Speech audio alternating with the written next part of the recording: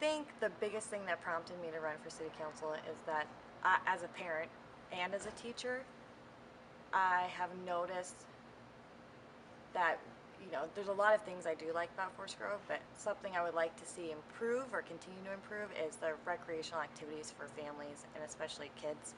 Um, it is it's difficult to find activities. I have a 3-year-old and a 13-year-old, and the 13-year-old has sports and things through the school, soccer through the community. But for a 3-year-old, there's not a lot of activities other than swim lessons, the indoor playground. So that was my first thought, was like, hey, wouldn't it be nice if we could have a recreational center like Hillsborough has, Tualatin Valley, like Minville.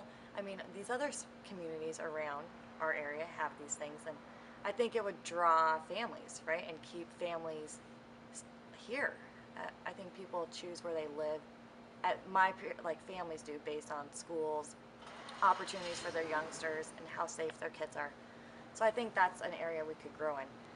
Um, I also, like, as a U.S. history teacher and teaching governments, I've always encouraged my students to realize that they, as ordinary people, or it's the ordinary people that change the world, that make changes, um, so I wanted to show them that I'm not just going to say, like, hey, there's these things that could be better, and then not be willing to serve, not be willing to donate my time to say, hey, how can we problem solve and figure this out? Like, what are some of our options?